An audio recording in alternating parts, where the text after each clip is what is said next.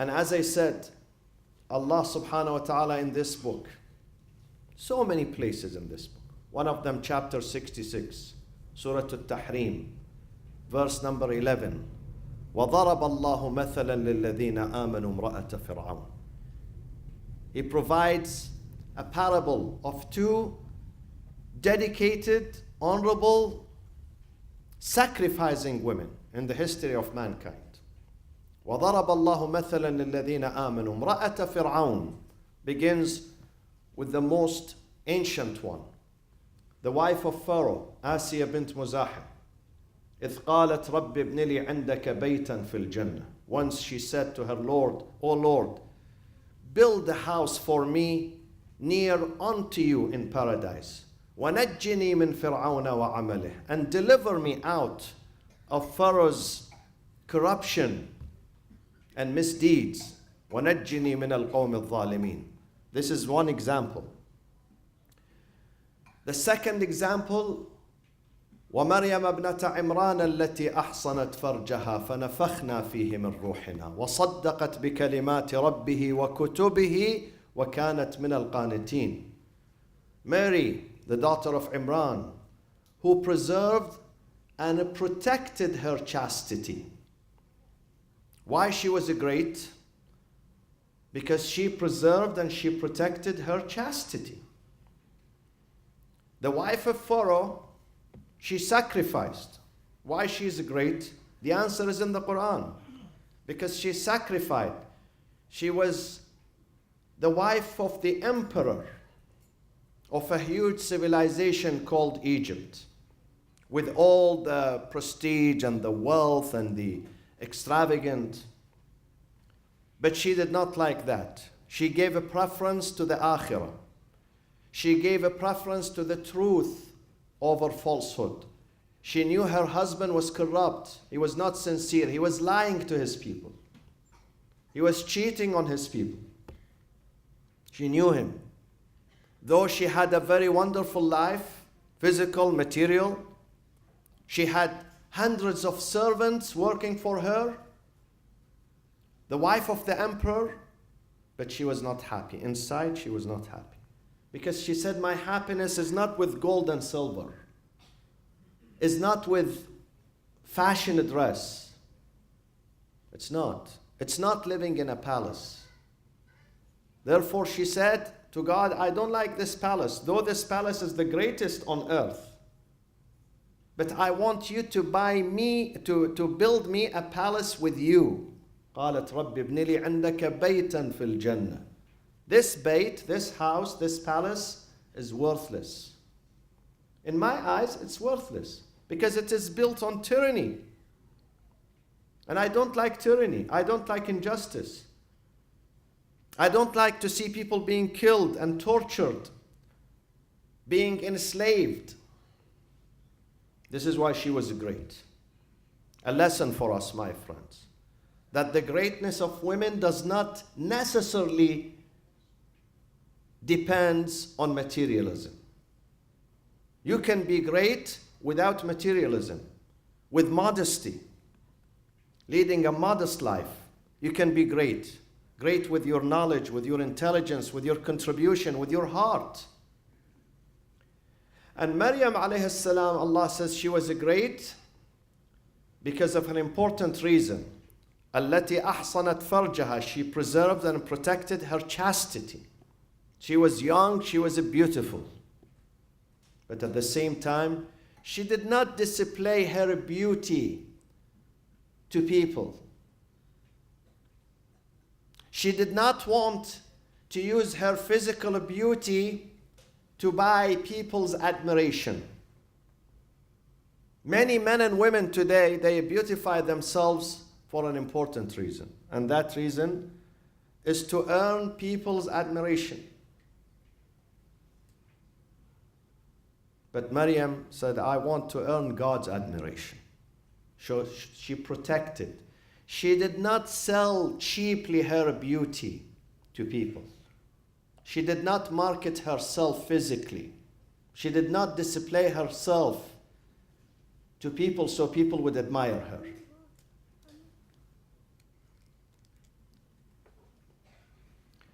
So God says, التي أحصنت فرجها فنفخنا فيه من روحنا وصدقت بكلمات ربها وكانت من القانتين, and she was among the devoutly obedient to God. Devoutly obedient to God. And Mary is not only an example for women, Mary is an example for men. And our Prophet Muhammad sallallahu alayhi wa sallam says,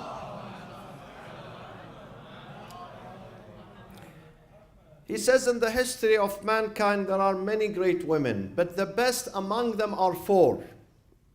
Number one, Asiyah bint Muzahim, zawjatu Fir'aun, the wife of the Pharaoh. Number two, Maryam ibnatu Imran. Number three, Khadijah bint Khuwaylid. And number four, Fatimah bint Muhammad.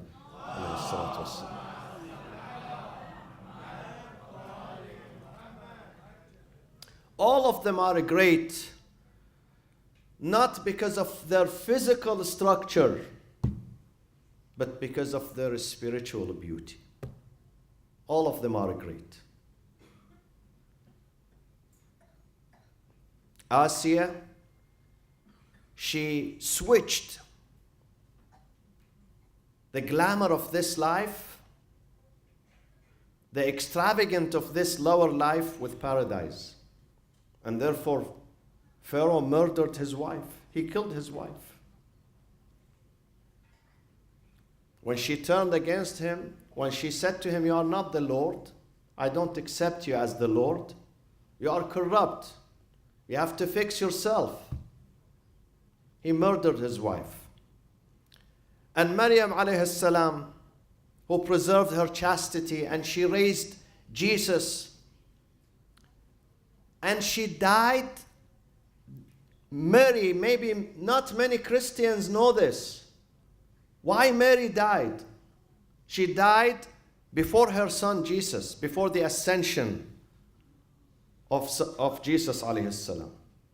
She was young too. She wasn't that old. You know why she died? She died because of starvation. She lived with Jesus in a cave, in a mountain. Jesus used to come down to the city to work, to preach, and to bring some food to his mother. So they would eat. They would fast the whole day. At sunset, they eat together. They break their fast. And one day he left his mother. He came to the city. He was working, preaching. And then he was able to get some food. When he went back to the cave, he saw his mother sleeping. So he didn't want to wake her up. But then it was night, and both of them were hungry. So he came to his mother. He said to her, "Mama, it's late now. We have to break our fast." There was no answer. So he thought his mother is too tired. She's not answering. Then after 1 hour, he came again to his mother and he said, "Mom, we need to eat. It's too late now."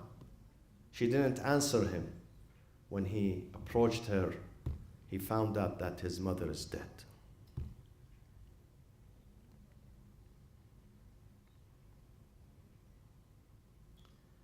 How many mothers nowadays are ready to starve?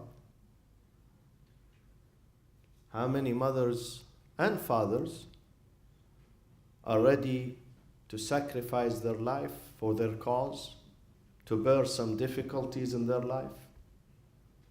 How many Christians know about the story?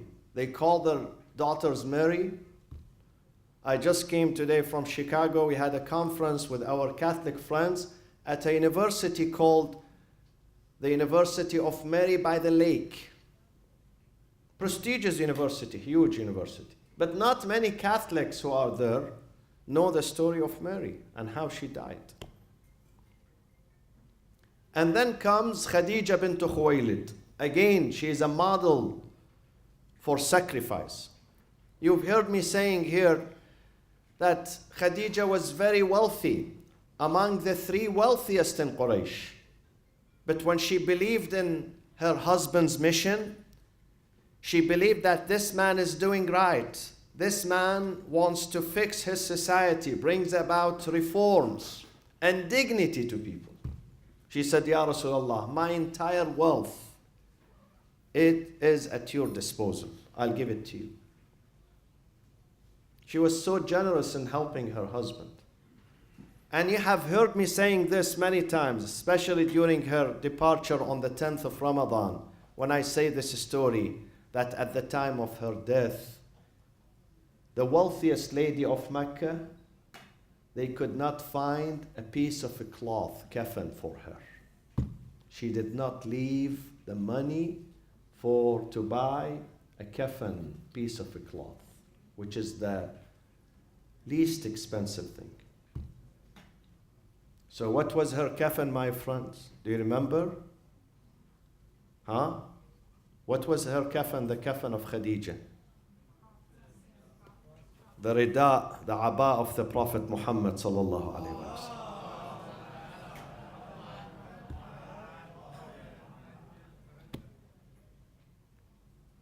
This is a model of sacrifice and generosity. Some wealthy people, they say, give my money to this charity after my death. But they leave a portion of it to their family. Khadija left nothing, no penny for her family. No penny for herself, for her own self, nothing. She gave it for the sake of God, to feed people, to support her community, for charity work, for education, for food, for protection, for homes for the Muslims and the poor and the needy. And then comes the real embodiment of sacrifice, the real embodiment of patience, and that is Lady Fatimah al-Zahra alayhi salam.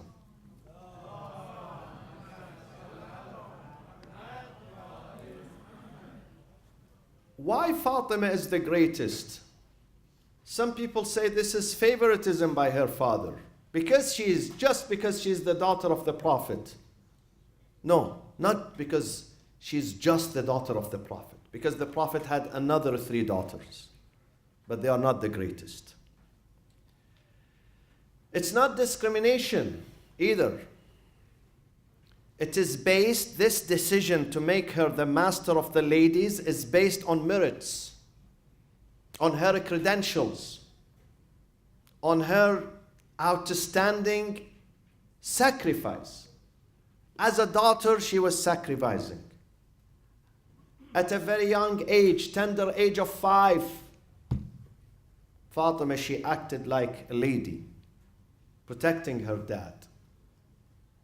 Losing her mother at the age of 5, but she was able to take it on board, and to provide protection for her father in Mecca.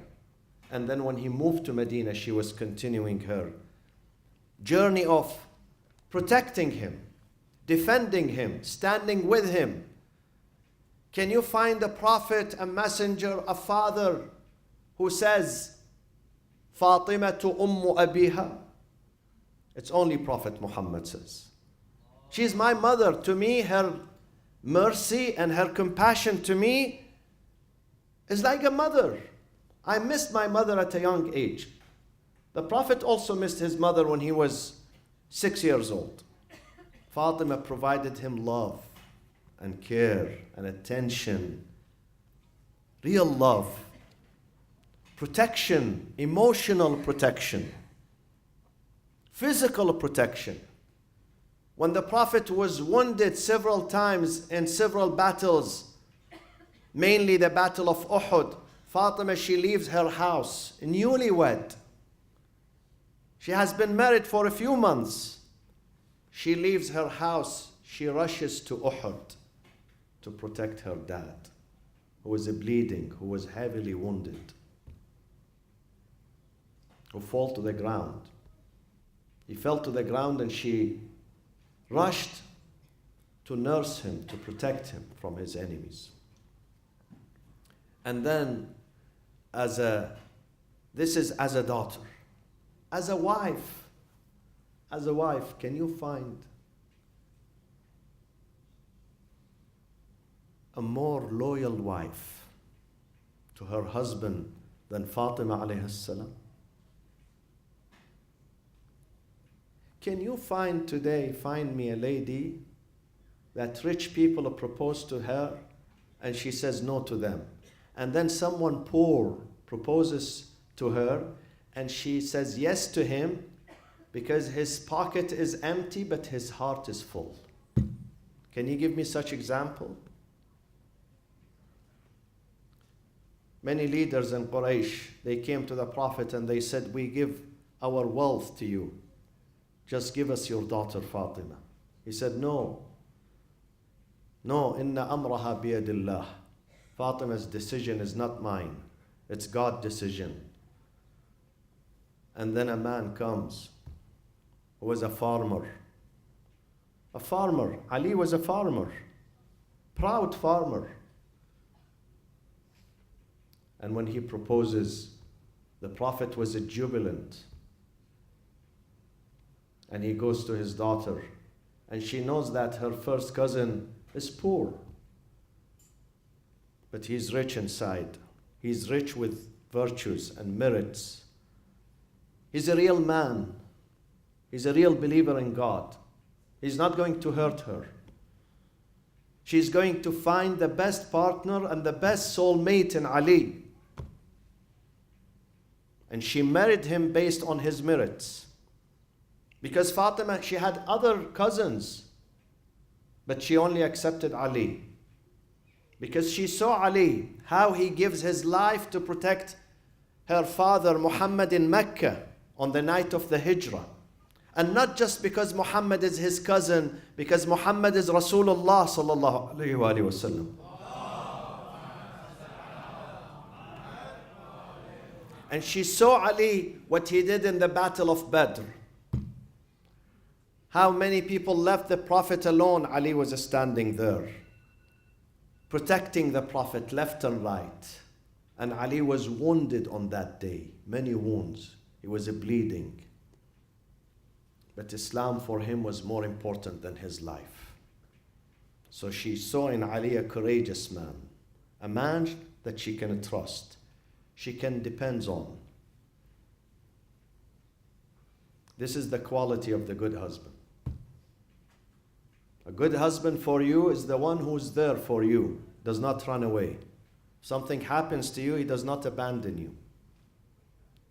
If it is necessary, he gives his life to you, to his family, to his society, to his country, to his religion. Someone who flees and runs away and turns his face is not a man. Is not a man. And then when she became a mother, during the toughest circumstances, the most difficult circumstances of the history of Islam, Fatima, she was married after the Battle of Badr, before the Battle of Uhud. At the peak of military attacks of Quraysh against the Prophet. One after the other. One battle after the other. And Ali was always there in the battlefield. And Fatima never complained to him that, Ali, I don't see you. I don't see enough of you. You are not with me at home. She never complained. She knew that Ali is there to defend her faith and her religion, to defend Islam. And Fatima was not a person to think about her personal interests. She would not put her personal interests before Islam's interests, before the public's interests. Fatima was a great, and because of her greatness, Ali alayhi salam also became great. She would support him. When Ali was absent from home because he's in the battlefield protecting Islam, Fatima, when he comes back home, she says to him, good job, Ya Ali, good job, ahsant. She would never complain. On the contrary, she would encourage him. Because Ali is not there to play. He's not there to entertain himself. He's there to defend the entire community.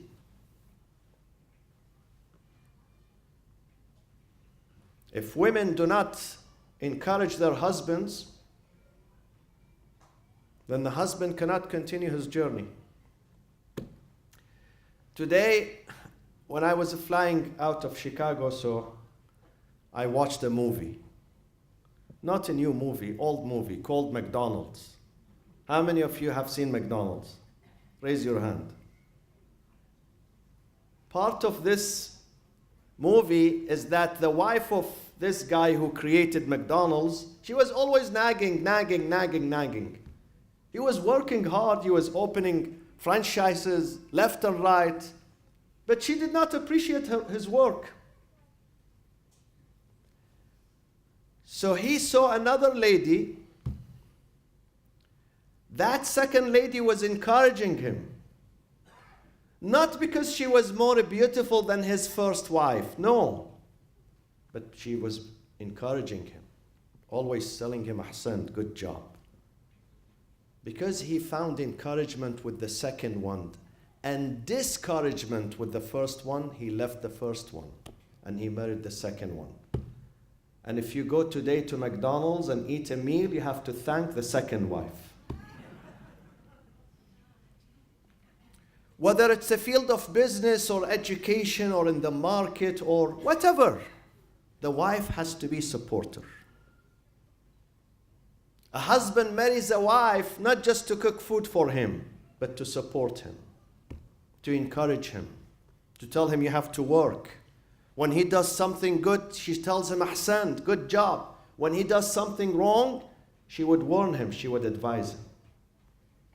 A nagging wife would destroy her life and her husband's life and the society's life.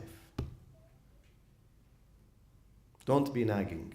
If you love Fatimah al-Zahra, learn how to encourage your husband. We live in a very tumultuous time. Breadwinning is not easy. To bring money home at this time is not easy. Yes, there are easy ways. You can sell drugs. You can make $1 million in one day. But this is not good. This is not ethical. If you want to earn halal, if you want your husband to earn halal money, lawful money, where you can feed your children from a lawful money, then you have to support your husband. Don't nag. Support him. And the husband must support you too. Both. It works both ways. Fatimah alayhi salam, she knew the secret of success, that she has to support Ali ibn Abi Talib. And when she supported him wholeheartedly, with earnestness, she was able to raise 4 wonderful children: Hassan, Hussein, Zainab, and Kulthum alayhim salam.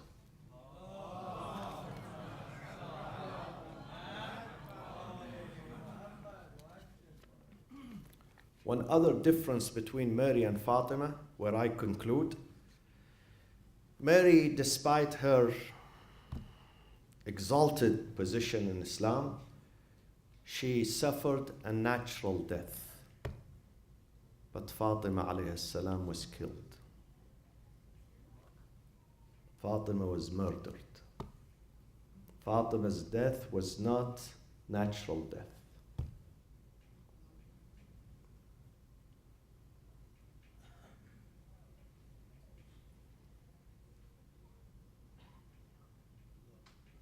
And this is why she's great. She led a very difficult life. And her departure was difficult too. Because God wanted her to be the master of the ladies. In her life and her death too. Because Fatima was a teacher, a leader, a daughter, a wife, a mother, a mentor, a role model, and also a political leader. Not just religious or spiritual, political leader. Fatima, when she saw corruption and injustice, she did not choose silence. She had to say something because she is the daughter of the man who established justice. Because she is the daughter of the man who advocated the truth and he taught the truth. So she could not be silent. So she puts on her dress cover and she goes to the masjid and she stands on the mimbar of her father. Same mimbar, same podium where her father used to stand. Few days after his death. And she addresses the community of Medina, men and women. Men and women are listening to Fatimah. And she was telling them, she was warning them against what they did. Read her khutbah to Fatimah alayhi salam. Very famous. You can find it in many books of history. The speech of Fatimah, historic speech that shook the foundations of the political establishment after the Prophet.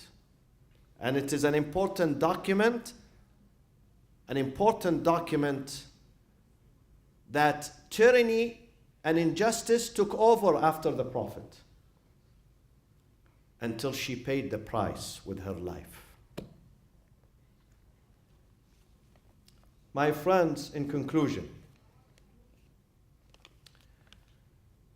you as fathers and husbands and brothers and sons, you must accord your mothers and sisters and daughters and wives the rightful place in the society. You must encourage them, empower them. And also you, the sisters, the wives, the daughters, you have to be prepared for that.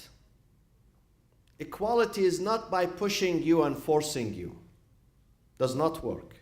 You have to be convinced that you have a role, you have a duty, you have an importance in the society. So you have to be prepared. Prepare yourself to assume this responsibility. Through what? Through your qualifications, through your credentials. One of them is ilm. I've spoken about ilm here many times. Some of you are scholars sitting here right now. I know some of you scholars. We need our sisters to be scholars, educators. Now, can you hear me in the back? Yeah. Now there is a function in the interfaith of Newport, Irvine, Costa Mesa. And Sister Najat was asking me about a volunteer, a sister who speaks. And we have shortages.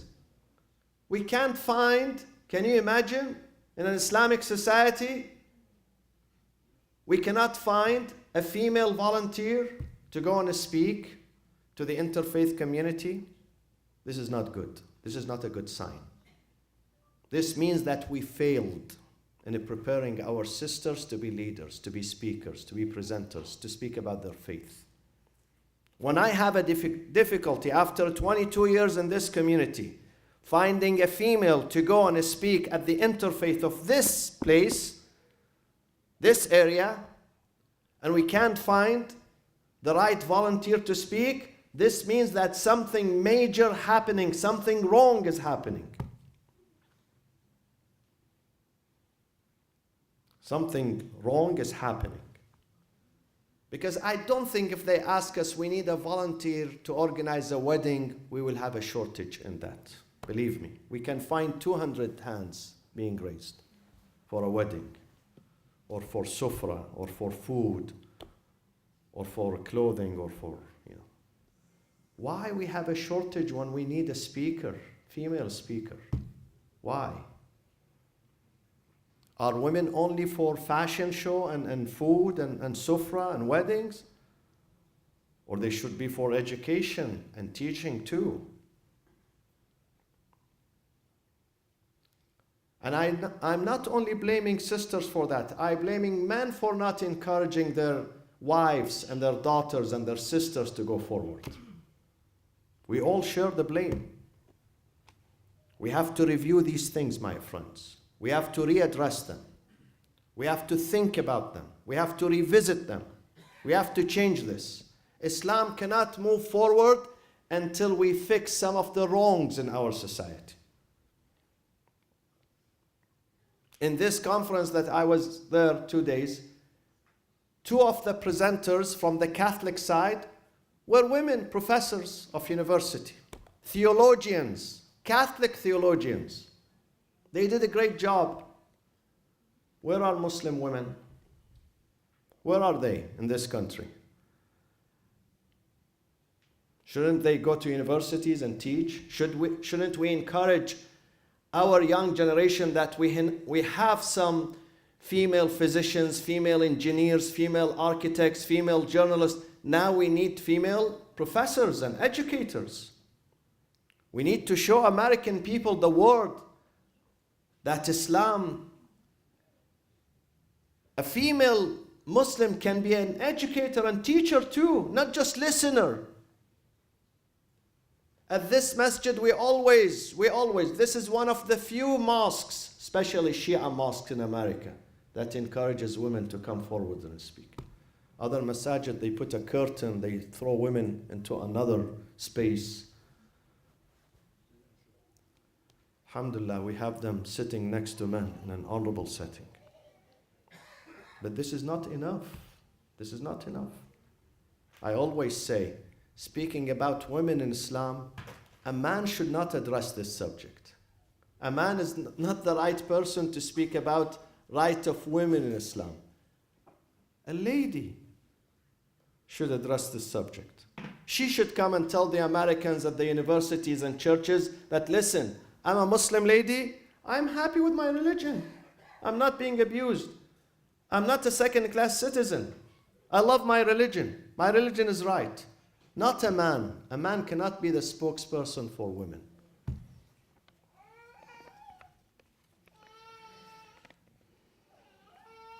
My sisters and my brothers, today in the news that Saudi Arabia is leading a new policy, a policy of openness, a policy of development.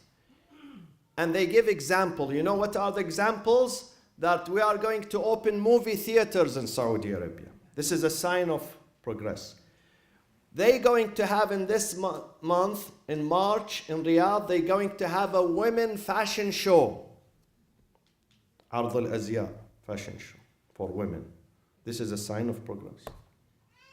They never say we're going to celebrate their achievements, their contribution. We're going to select the best mothers, best daughters, best intelligent scientists among us.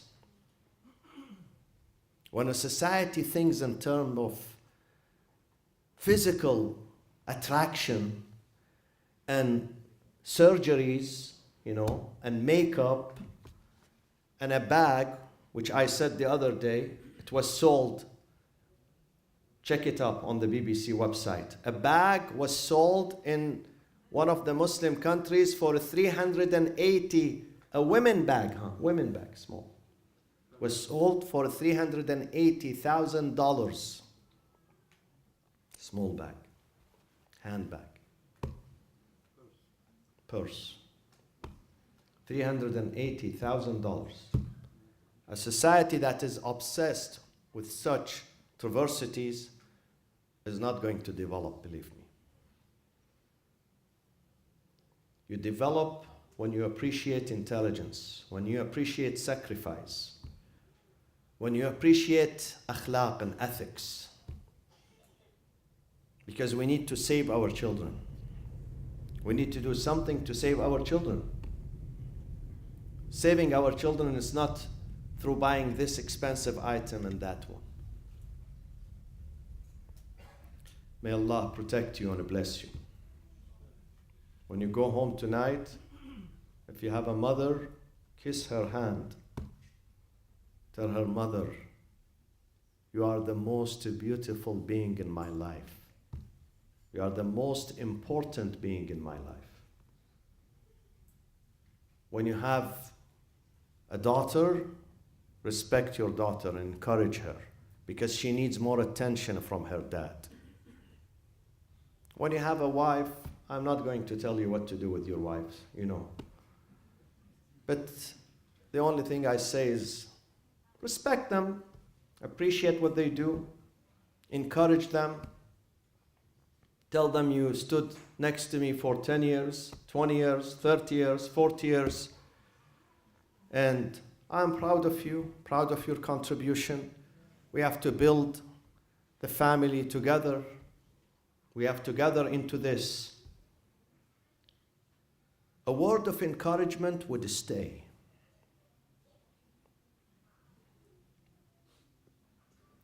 So we have to appreciate this. Empowering them through good things. Because the path they follow is very difficult. And these are the teachings of our faith. Bringing happiness and joy to the hearts of our females, of our daughters and our wives and our mothers. This is an important fundamental of the teachings of our Prophet Muhammad sallallahu alaihi wasallam. Tomorrow, inshallah, is Salatul Jumu'ah at 12, but the week after that, the Friday after that, Salatul Jumu'ah is going to be at 1, inshallah. Allahumma aghfir lil mu'minina wal mu'minat wal muslimina wal muslimat al ahya'i minhum wal amwat. Tabi' Allahumma baynana wa baynahum bil khayrat. Atiyah, please, Atiyah, come here. We have not finished the program. Atiyah is going to speak now. I introduce Sister Atiyah Taqiyyi, the daughter of the Honorable Dr. Mehdi Taqiyyi, and one of the brightest students at Ahl al-Bayt Islamic Seminary. Atiyah, bismillah. Sallu ala Muhammad wa ali Muhammad.